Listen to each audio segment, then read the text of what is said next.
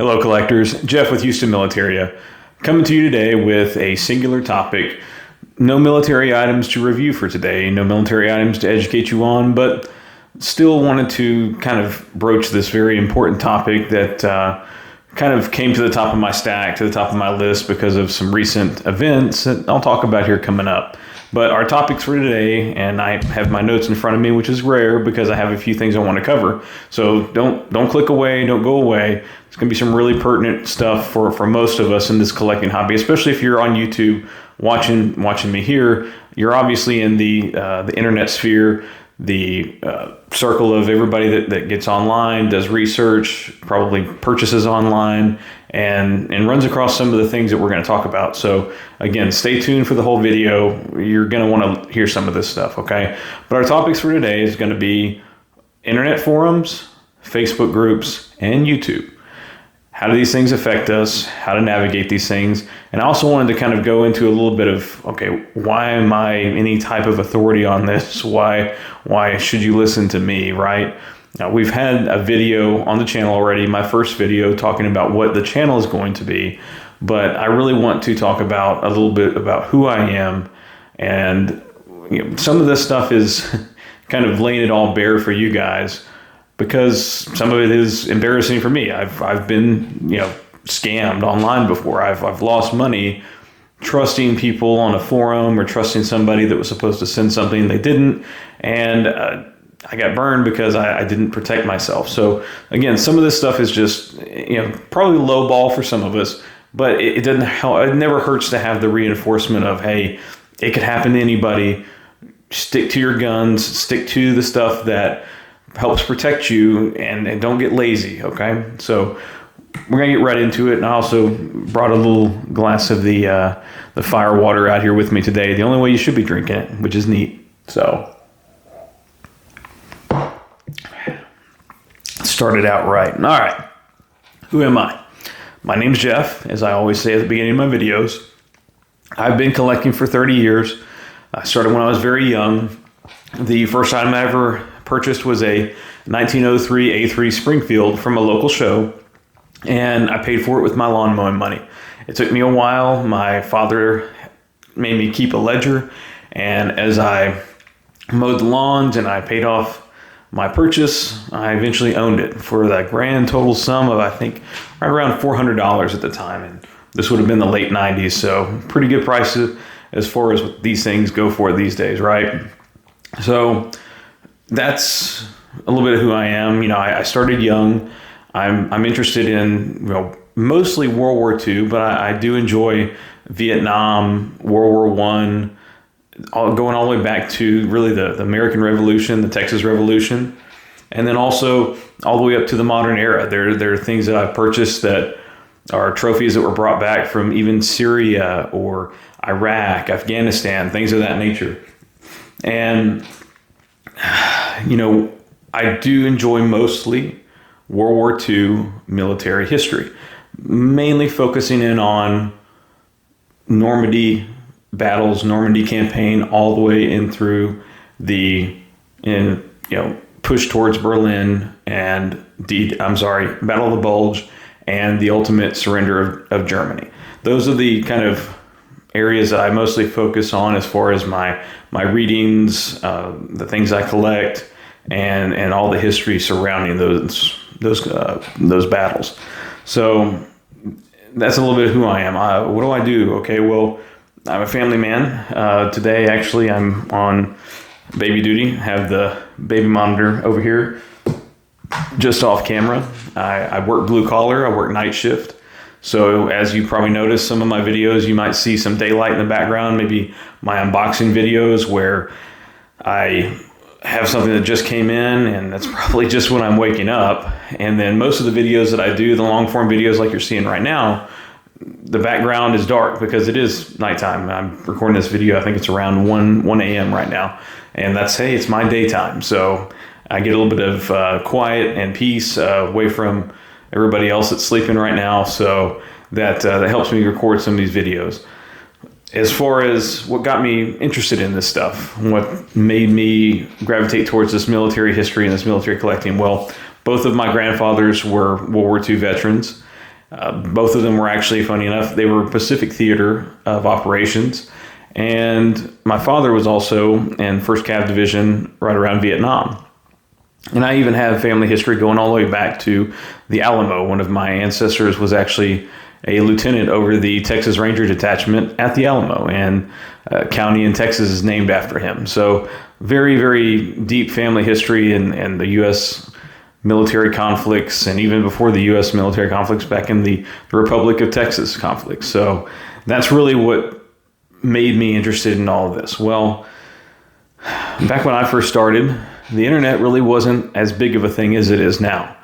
And this is really what our topic's kind of going to focus on today. After I've kind of introduced myself and I'm talking about a little bit of my background and why I have a little bit to share here, is because I had to learn through, just like a lot of us, and so I'm sure some of you that were maybe collecting back in the 70s, 80s, and 90s, where I started in the 90s.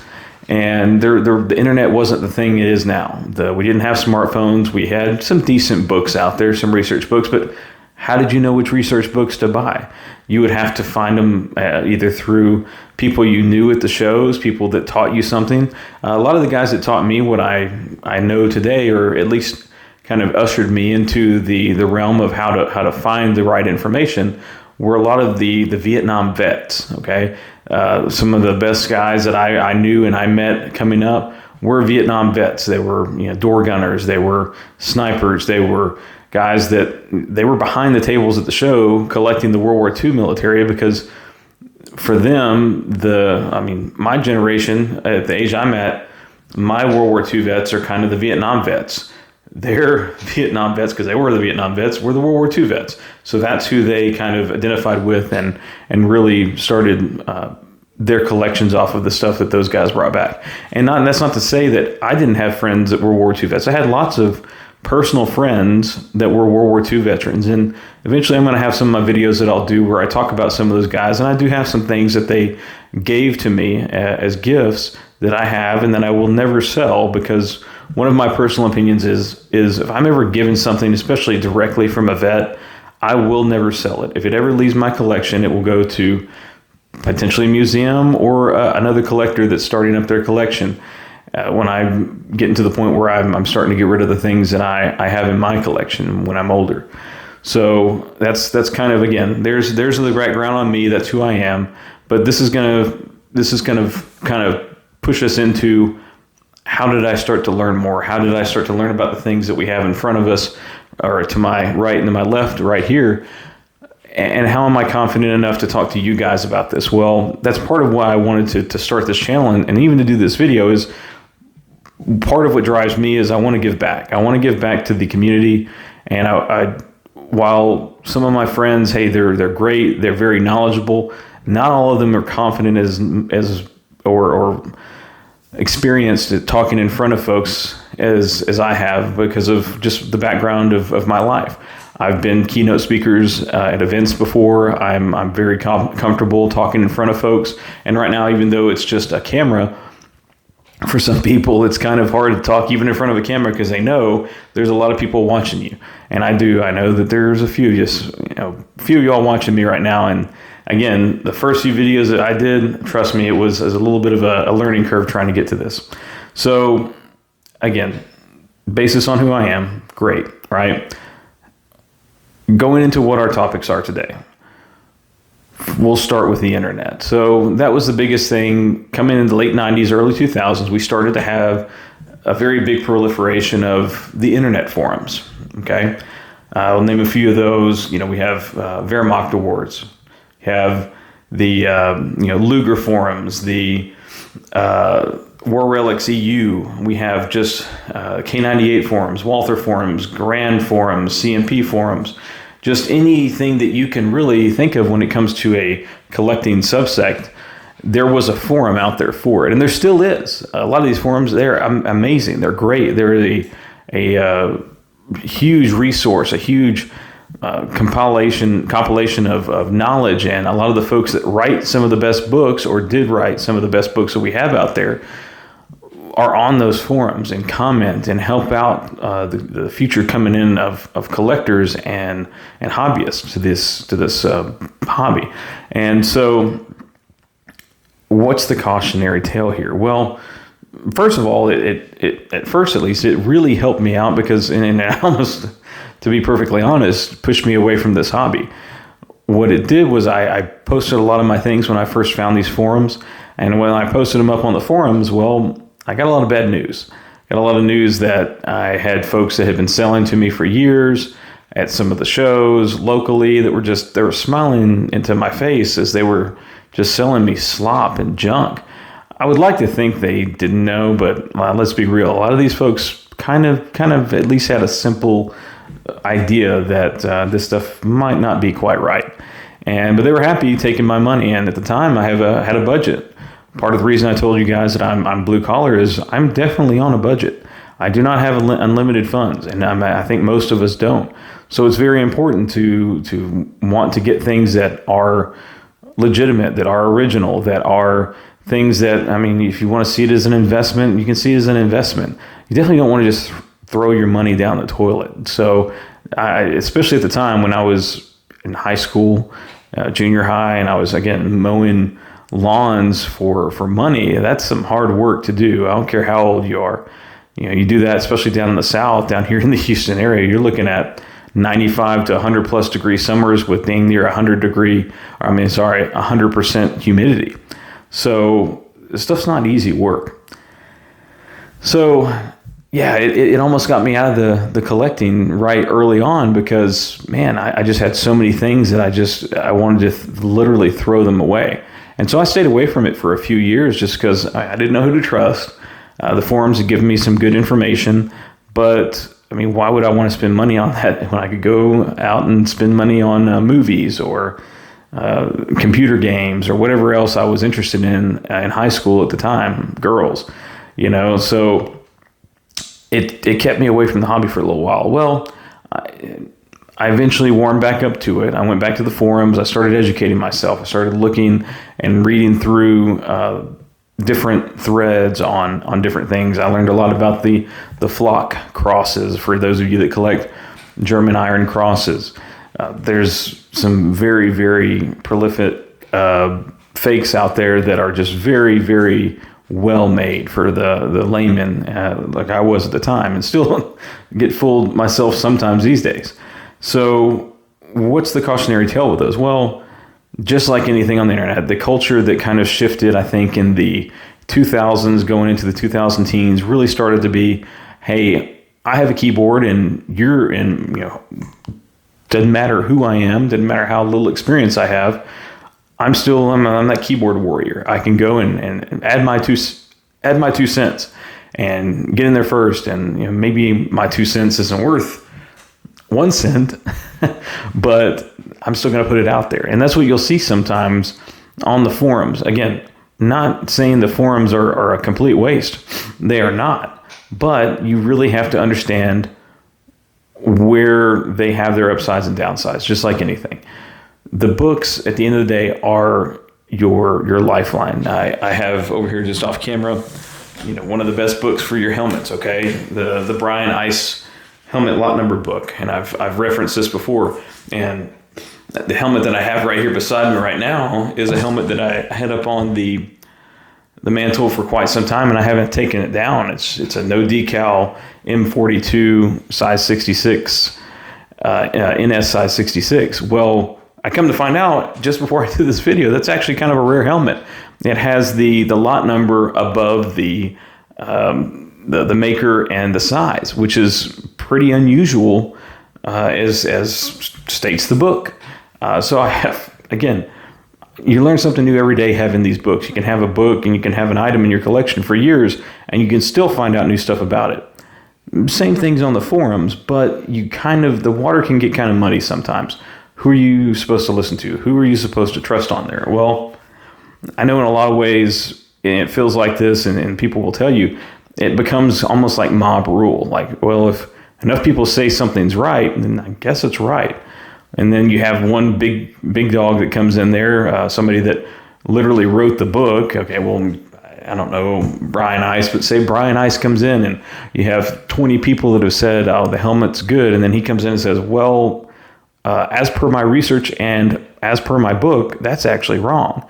And then those 20 people either, adjust their comment or switch their opinion. Oh, he said that. Okay, that's right. Well, it's just so hard to police some of that. And that's where we come in as good collectors, good researchers, and good students of history.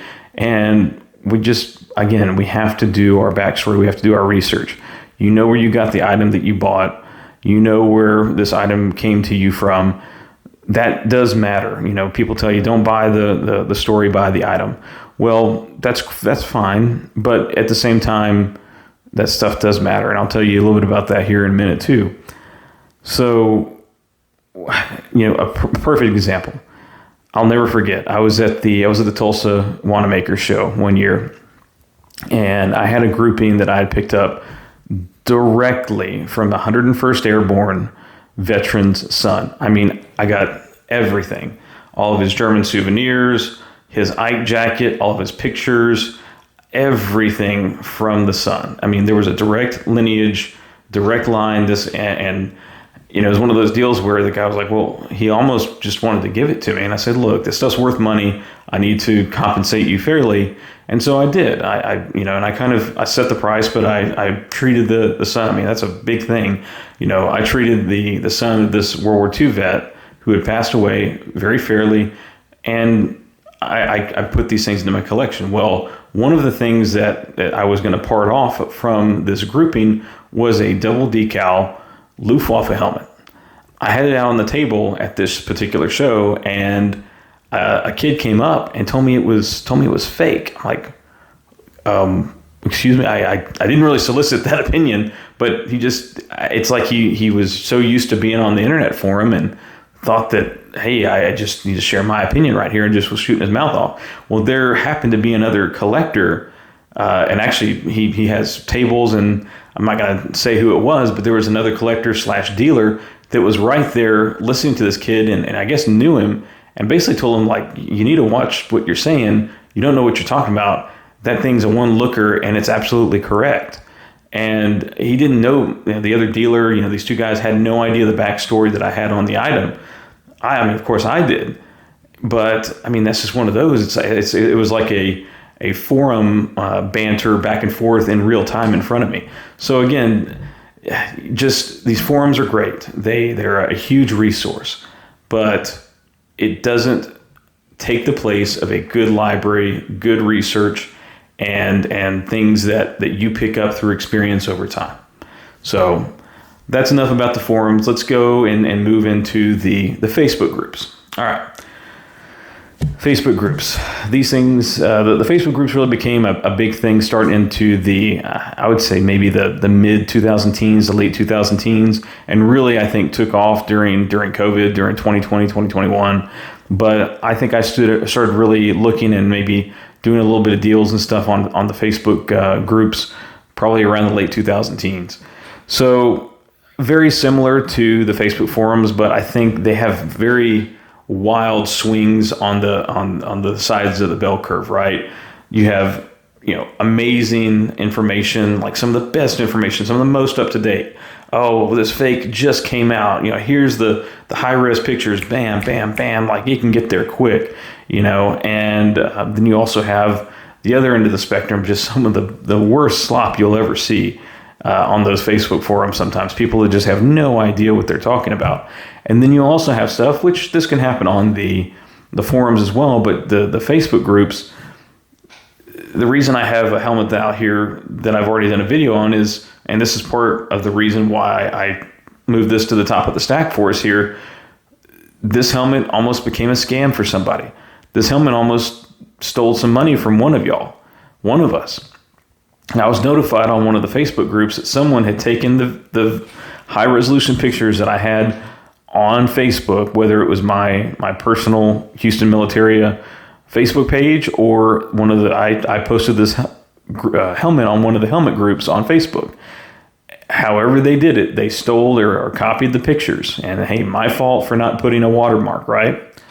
But they took this picture and the pictures of this helmet, put it up on a group, and were trying to solicit people to buy the helmet from them. Well, thankfully, a friend of mine that knew me, knew that I had this helmet, saw that, flagged it, notified an admin, and I think they were able to take it down pretty quick. But man, sometimes those scammers on there, they move quickly, and Facebook is just so much easier to get in there and to snake into some of these Facebook groups. I mean, the forums, again, I'll use Wehrmacht Awards, for example. To be a paid member, you have to have at least, a credit card you have tied to it. You have to have a little bit of information on there, that kind of holds you a little bit accountable. But on the Facebook, man, there's so many people that will hack into other people's accounts. They'll do what's called spoofing an account. I don't know if y'all are familiar with the term, but they'll essentially go to somebody's page that is a well-known individual, and they'll take their photos, not just their photos of their items, but their actual profile pictures, and they'll create a whole new account with the same name as this person, and they will try to basically pretend to be this big dog, this maybe a dealer, even an admin, or whoever else on Facebook. And they'll start talking to you, they'll start messaging you that they have these items and they're willing to sell them, and sometimes it's full price, sometimes it's cheap, but it's all a scam, and it's something to be very, very cautious of. I mean, I've even seen it as bad as there'll be multiple people that go on and say, hey, they'll get a scammer, and maybe it's the same person, who knows, maybe it's a group of people, but they'll go on the Facebook groups and they'll get into some of these groups, whether it's a for sale group, whether it's a more of a forum-based group where things aren't for sale, but they'll get in there and they'll start gassing each other's stuff up.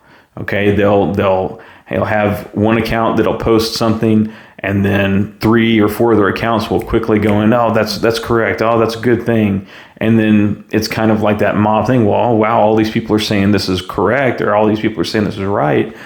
Maybe it is. And then someone will get on the hook and they'll take some money from them. Maybe they'll send the item, maybe they won't. But the biggest thing that I'll tell you guys on those groups, and whether it's the forums, whether it's Facebook groups, guys, use legitimate ways to pay for these things. If you know someone personally and you feel comfortable sending them, whether it's a money order, using Cash App, PayPal, friends and family, Venmo, gift, whatever, that's great if you know the people. I will tell you right now, I won't admit to the exact dollar amount, but I've lost somewhere between $10 and $1,000. It's not close to 1,000, but it's also not close to 10. Where I've actually lost money trying to buy things off of Facebook, right? And I thought I did all my diligence. I thought I verified. Even one of the times I was just trying to buy research books, doing the right thing, trying to buy the research books. And I had the guy never send me the books, and I sent it to him, PayPal, friends and family, and he completely ghosted me. And that was a decent chunk of change. And my mentality was, well, like, why would somebody try to scam me out of books? And it's not like he didn't have them. I would ask, he showed me a bookshelf and I'd say, hey, can you show me this one? Can you show me this one? He would send me individual. He had the books, or, whether he did or someone he knew had the books, but he would take pictures of the books, and man, again, still got scammed. So my personal rule for me, and I encourage you all, because if we shut these scammers down, they're not going to keep trying to scam us, or it's going to really diminish it. But if we all keep getting scammed, well, why stop? They're making money off of us. So my recommendation is, if you don't know the person, and I'm sorry for those of you that maybe sell, if you're watching this and you're sellers on some of these forums or groups, I know it sucks, but hey, establish relationships with people and it won't be an issue. But the first time you ever deal with somebody, highly, highly, highly recommend using PayPal, goods and services, or Venmo. Turn your purchases on. That gives you recourse if somebody doesn't ship something, if it's a scam, if they send the wrong thing or just an empty box. That this gives you some kind of recourse, and it will hopefully shut down some of these people that are scamming us. Again, the forums, the Facebook groups, they are amazing. They are huge resources.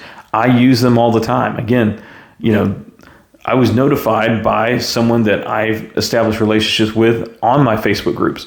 But just do your diligence, guys. Do not let yourselves fall victim and fall prey to these, hot pieces of human garbage. And that's, again, the more that we can help police this stuff, the more that we can help diminish what they are able to take from us, the less they're going to do it. It will never stop. Scams are out there. They're going to continue to be out there. But the more that we can hinder them and shut them down, the more that our hobby can continue to be a hobby, and people don't get turned off, people don't get scammed out of money. So that's all I'll say about that one. But I just can't stress it enough. Again, it happened. I mean, the week that I'm filming this, it happened on this one. Okay, someone was trying to use these pictures, and I'm sure if I post up some pictures of some of the other stuff I have, I'll eventually get notified by somebody else that, oh, somebody stole your pictures and trying to do this. Again, some of this on me. I need to figure out and take some time, put a watermark on there or something, just to make sure that it's a little bit harder to take and rip these pictures and scam some of you guys. Again, I didn't really mention this earlier. I don't have a URL where I'm selling anything right now. I'm not set up to be a business. I'm not openly selling things. So if you see any of the items that you've seen on my YouTube channel or that you see on my Houston Military Facebook page, just in the open internet for sale, it's not me. They're not for sale. This is mostly for me a hobby. So let's move on to. Let's talk a little bit about AI. I won't go too in depth on it because, I mean, it's pretty self-explanatory. So there is a big proliferation of AI in our modern military collecting, and really every facet of our lives. Let's be real. ChatGPT, Google AI, all these different things. And if you don't know what I'm talking about, it's basically what it has done. AI, what it is able to do right now is if you have a smartphone, you can actually take your smartphone and use it to take a picture of this helmet and find similar ones to it online. Same thing with medals, badges, patches.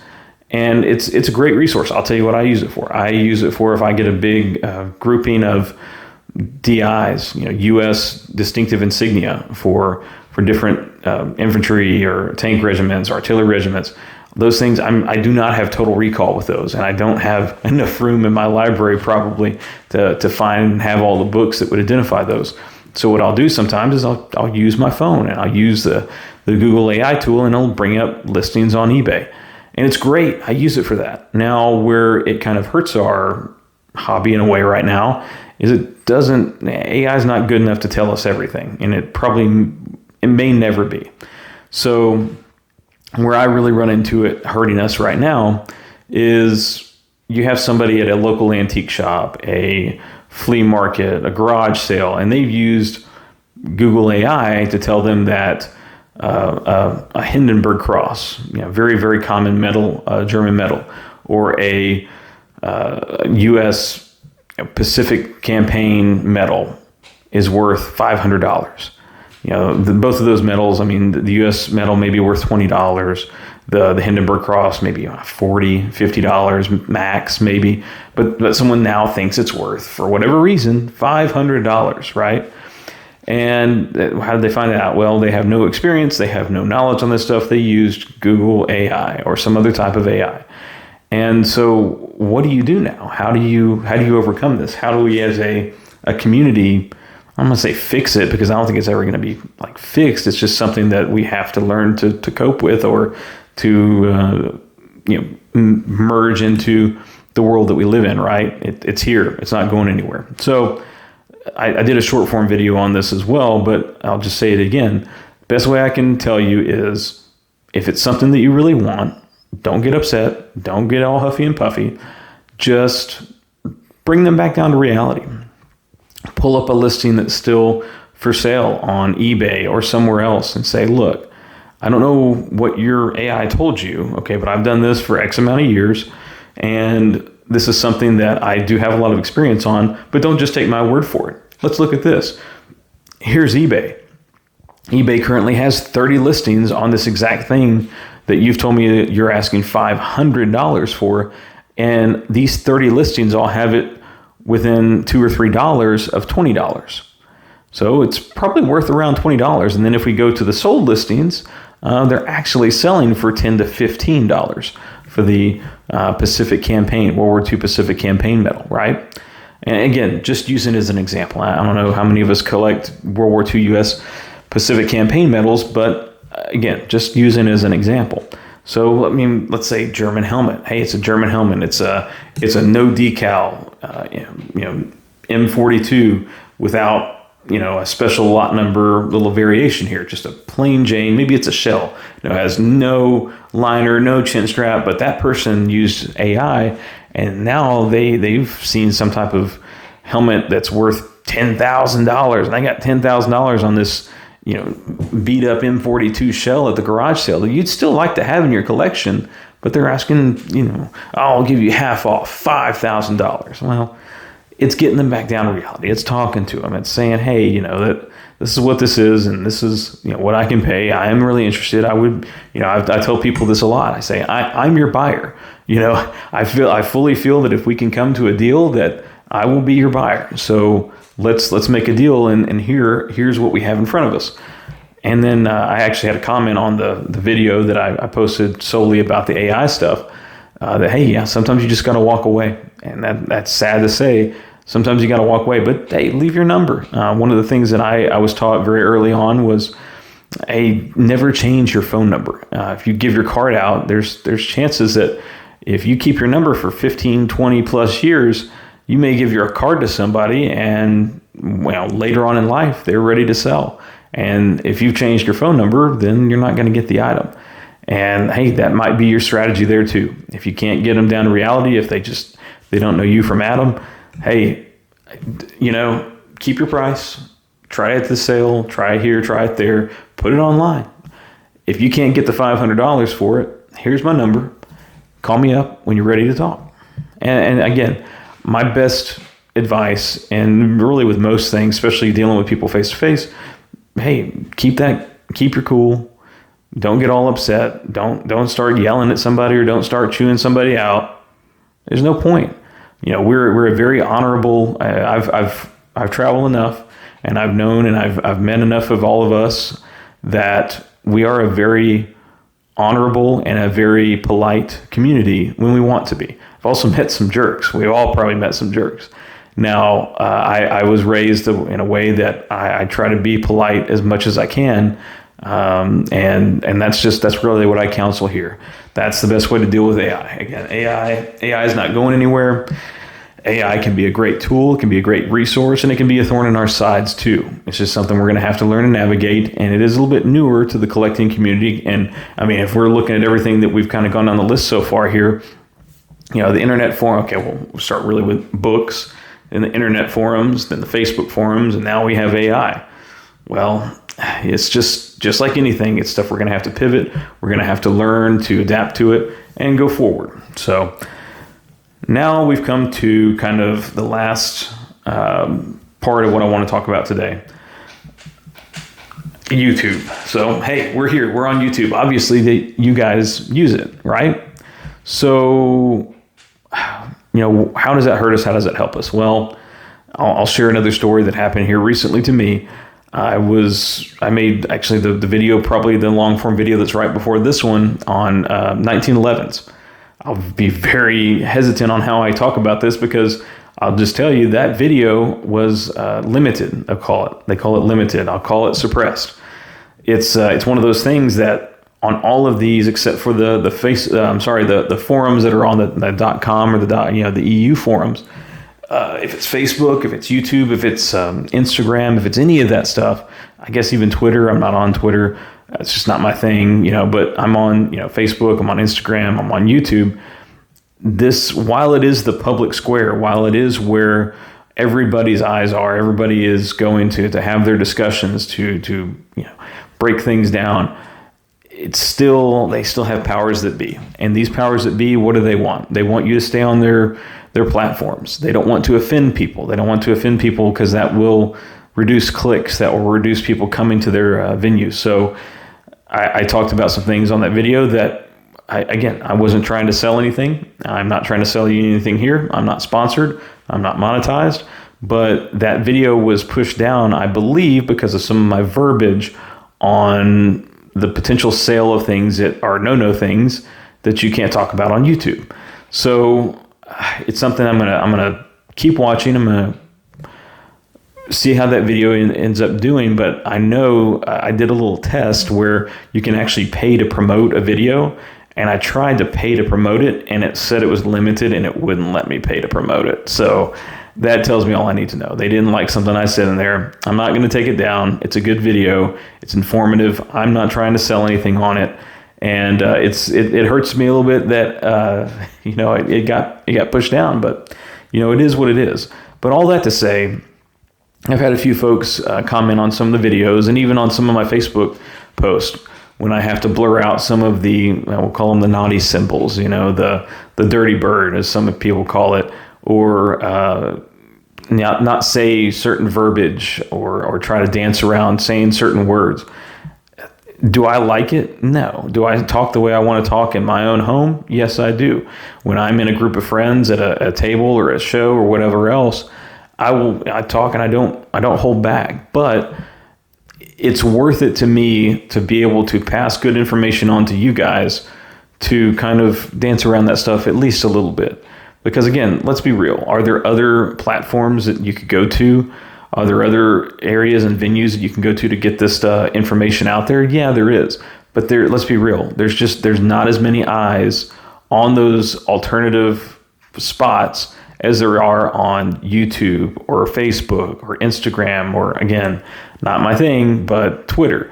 So I'm sorry, Twitter, TikTok. Like I said, Twitter earlier, TikTok is not my thing. Twitter's not really my thing either. But again, all that to say is, guys, I'm going to try to do my best to really make it to where these videos get to you. One of the best ways you can make sure that happens, and I know I beat this drum a little bit. I'm not trying to make money here, but I do want these videos to be able to get to you guys.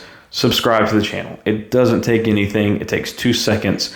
I promise you're not going to hear me try to sell you anything. You're not going to hear me with some type of sponsorship trying to push something to you guys. This is purely done for me as something I want to give back to the community and to those of you that might be starting in this hobby. So please consider going in and giving a like or a subscribe to this channel. So if I do make a video that I accidentally say a little wordy dirt, something that they're not supposed to say on these channels, you will at least have an opportunity to see some of these videos, because I don't know if it's something where I'm going to eventually have to take that video down because it's going to push all my other videos down.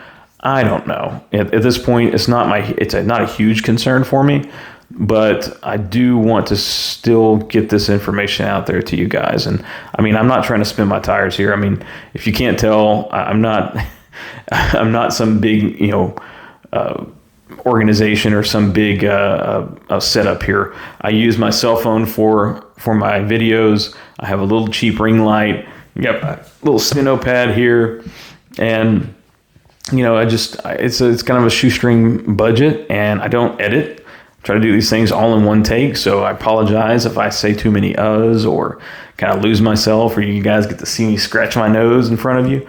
I'm not going to edit anything. It's just not. Don't really have the time, and I don't really have the ability to do that right now. So that's just where we're at the moment. So hopefully you enjoy some of the stuff and I don't ramble too much. Please, hey, use the skip around button if you need to. Hey, Jeff, you need to shut up, and I need to get to the other information you're trying to give me. I'll end with this on the YouTube front. So I do watch a lot of YouTube myself, and that's what gave me the idea to start doing this. I'll give a kind of a shout out to some of the folks that I enjoy. Ian McCullum, they call him Gun Jesus. Hopefully saying the G word doesn't get me in trouble. But yeah, Ian McCullum, so from Forgotten Weapons. I like Donut Operator, Brandon Herrera, Mark Felton, great for the historical stuff. Operations Room. I've recently found a guy, his name is World War II Wayfinder. He goes to a lot of the Normandy battlefields and a lot of the battlefields in Europe. He gets a drone up and goes over those. Those are great. Big fan of the Gettysburg Museum and the history guys for that. The History Underground, Legacy Collectibles, Whitman Antiques, I believe War Story Antiques, maybe War Story. There's so many good people on YouTube that are putting out good content, and I know a lot of those videos are getting pushed down because when I start doing research for the videos that I'm doing, I end up finding these new channels that I've never seen before, and some of them have been around a long time. So again, I'm not trying to plug for these guys. I'm not even really trying to plug for myself. But if you're on YouTube, you enjoy this stuff, go on and hit the subscription, little button for me, for these other guys. It helps us out. It tells us we're doing the stuff right. And it really keeps bringing us together as a community. I cannot wait to go to a show and meet some of you guys in person. That's really going to tell me, hey, I'm doing something right. And hopefully I am. Hopefully some of the stuff that I've talked to you guys about today, again, I took the time to write all the notes. I took the time to do this longer form video. And again, I got my eyes on the baby monitor over here on the side because I'm on baby duty today. But it's stuff it is important to me. I do want to give back to this community. I do want to bring all of us together, and really, especially when we're talking about the scam stuff, I'm tired of that. I mean, I've lost money. I know people have lost money, and I know people that have completely gone away from any type of online purchasing or any online sales, anything, just because they're so tired of the people that try to scam you. It's tiring. It's fatiguing. And so, again, take heed of some of my warnings here, if you will. You don't have to listen to anything I say. But again, trial and error for the last 30 years myself has brought me to the point where I think I've got pretty locked in on things. I mean, if there's anything that you guys have questions on, feel free to comment down. Ask me the questions. I try to respond to every single comment I get. I might not do it immediately. Again, remember, blue collar guy, night shift, baby duty sometimes. I got a lot of stuff going on. But when I get time, I come and try to do a video with you guys, talk to y'all. Eventually, maybe I'll start trying to do something live where I can talk to you in real time. I'm going to have to figure out how to do that because right now I'm using my only device to talk to. So if I'm going to see your comments in real time, I'll have to figure out how to do that. But I have some tech-savvy friends that are a little bit younger, and I'm sure they'll be able to point me in the right direction. So we're going to go ahead and finish it up for today. I do appreciate you guys coming and joining me for this long one. Hopefully you watched all the way to the end. And if you did, again, leave a comment down below. Tell me what you think of the video. I'm sure I left some holes in here where, there's some stuff that we can maybe expand on in the future about some of these groups. But again, overarching, one thing I want everyone to take away from this is there is no absolute good. There is no absolute bad when it comes to the internet and our hobby. It all comes down to what you do with it and how you protect yourself while you're on it.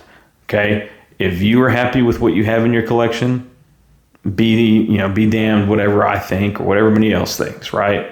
Same thing. This has been one that's this helmet right here has been one that's caused a lot of controversy. I know where I got it. It's not for sale, so I'm not worried about a lot of people's opinion on it. I enjoy it. It's one that is going to kind of be a cornerstone of my helmet collection. And hey, that's absolutely fine with me. I'm happy. So again, keep all of that stuff in mind. Keep learning, keep researching, keep building your library, and don't be afraid of the internet. Just be cautious, buyer beware, and protect yourselves. Build relationships. Once you build those relationships, some of those safeguards can maybe go, a little more relaxed. But again, let's keep these scam artists and these scam folks out of our hobby and try to protect ourselves as much as we can. Guys, I'm Jeff with Houston Militaria. See you guys on the next video.